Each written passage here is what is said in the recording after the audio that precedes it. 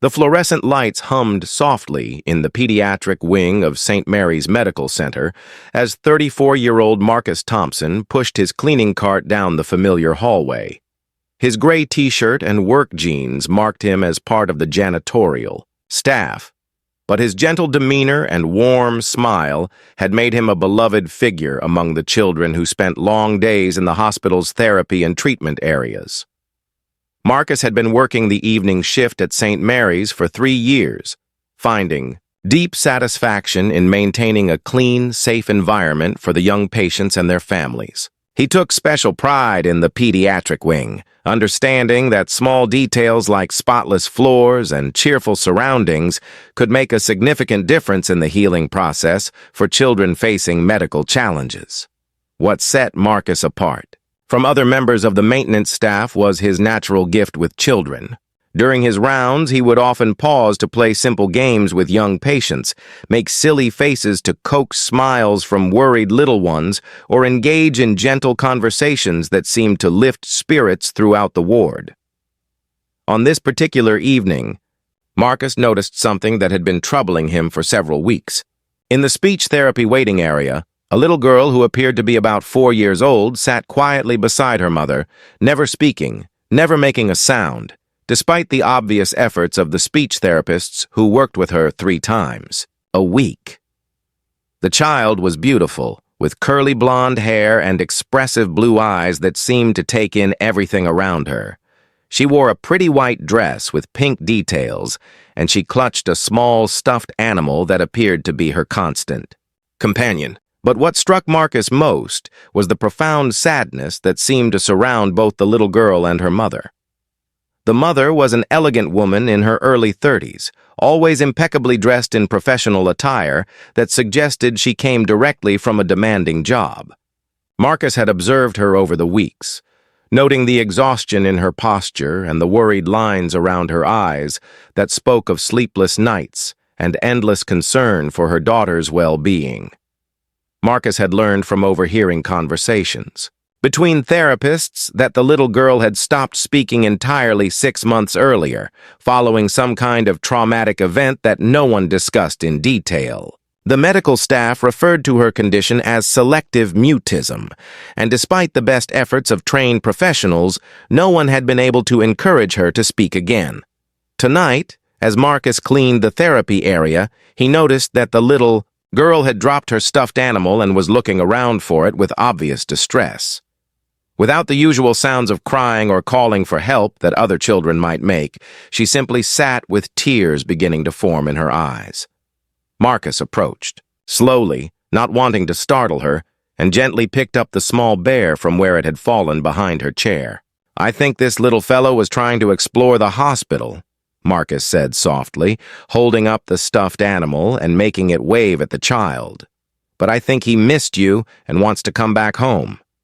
The little girl looked at Marcus with surprise, not because he had retrieved her toy, but because he had spoken to her as if she might respond, rather than talking over her or around her the way most adults did. Marcus knelt down to her level and continued his gentle conversation with the stuffed bear. "You know, Mr. Bear, this little girl takes very good care of you. I can tell because you are clean and soft, and you look very well loved. She must be a wonderful friend." The child reached for her bear, and as Marcus handed it to her, he noticed the faintest hint of a smile at the corners of her mouth. "Would you like to help me finish cleaning this room?" Marcus asked, his voice carrying the same respectful tone he would use with any adult. "I could use an assistant, and Mr. Bear could be our supervisor." The little girl nodded almost imperceptibly, and Marcus felt his heart lift at this small sign of engagement. Over the following weeks, Marcus made it a point to include the child in small, simple tasks during his cleaning routine. He would ask her to hold his dustpan, help him organize magazines, or count items as he put them away. Always he spoke to her as if he expected a response, never pressuring her to speak but creating opportunities for communication if she chose to take them. Marcus had no formal training in speech therapy or child psychology, but his instincts told him that this little girl needed someone who would treat her as capable and valuable rather than as a problem to be solved. One evening, as Marcus was arranging chairs in the waiting area with the child's help, he began humming a gentle tune. The melody was simple and peaceful, something his own grandmother had sung to him when he was young and worried about something he could not control. To his amazement, the little girl began humming along, so softly that at first Marcus thought he might be imagining it. But as he continued the tune, her humming became more audible, creating a sweet harmony that filled the quiet space with unexpected beauty. "That was beautiful," Marcus said when the song ended. "You have a lovely voice." The child looked at him, with wide eyes as if surprised by her own participation in the music. From that evening forward, humming became part of their routine. Marcus would hum while they worked together, and gradually the little girl began to join in more confidently. Her mother, who had been watching these interactions with growing hope, started arriving a few minutes early to observe the remarkable connection that had developed between her daughter and the gentle janitor. The breakthrough came 3 weeks later, on a quiet Thursday evening, when Marcus was teaching the child how to fold paper napkins into simple shapes. As he showed her how to create a paper flower, she suddenly spoke her first word in 6 months. "Pretty," she said clearly, holding up the paper flower they had made together. Marcus felt tears spring to his eyes as he realized what had just happened. "Yes, it is very pretty, and you made it yourself." "I made it," the child repeated, her voice growing stronger with each word. At that moment, her mother came around the corner and heard her daughter speaking. The elegant composure she had maintained for months crumbled as she sank to her knees. Beside her child, tears of joy streaming down her face. "Sophia," her mother whispered, "you are talking. Oh, sweetheart, I have missed your voice so much." "Mama," Sophia said, reaching out to hug her mother while still holding the paper flower. "Marcus helped me make this for you." Marcus stood back, watching the reunion between mother and daughter, feeling deeply honored to have been part of Sophia's healing journey. Later that evening, after Sophia had fallen asleep in the car, her mother approached Marcus with tears still glistening in her eyes.